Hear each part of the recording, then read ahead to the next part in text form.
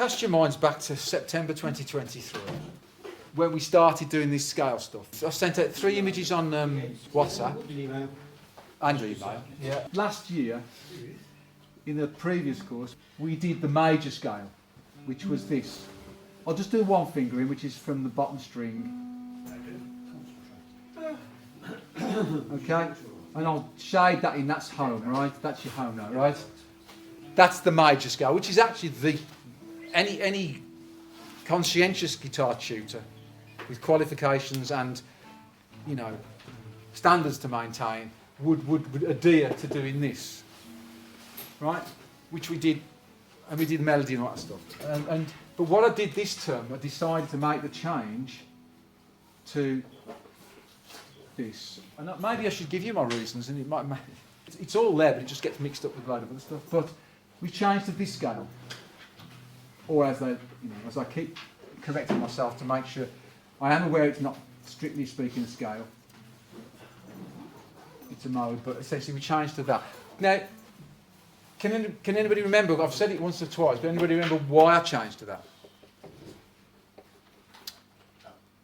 Good.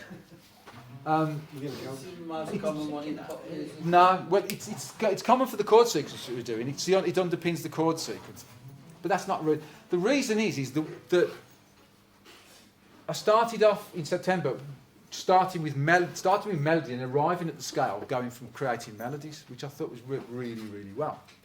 But what I decided to do with this is to strip away as much as you possibly could, as many barriers as I could, to the physicality of it. So because this is a repeating pattern, this string word is this, like, that string word, we've just got this one, like that. Right? That string word is repeated twice rather than it be reversed in the major scale. It speeds up your acquisition of the scale physically, number one. Right? It's also easier to visualise, number two. And actually, what I'm trying to do with this is there's different. We can slice things up differently in the way that we approach scales, and I'm approaching this physically and sonically, right? So the quicker you can actually move through the scale physically, you can get the sound of the scale coming into your ear as quickly as possible. That's the reason why I simplified the fingering, even though it's actually it's not orthodox. I'm going to mention this again later by the end of the term, because it's a little insertion. Something that anybody who's interested in the underpinning sort of scale theory will find useful is this. Can you see? This is the 7th version of the version. Like I say, I call it 7th scale.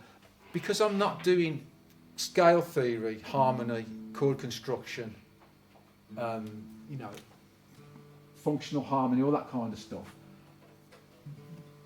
A lot of the reasons why they don't call it a scale is reasons that have got nothing to do with us. Because if you're just playing a series of notes that go up and then go down, and you're trying to get that contour into your ear, which is fundamentally what we're doing, and then we stick in finding little fragments of melody in various songs, and as an addendum to learning the song, we're learning a few phrases. It doesn't matter whether you call that a scale or mode or Uncle Tom Cobley and all. It's just a thing. It's just a run of notes, isn't it? That's a run of notes. That's a run of notes.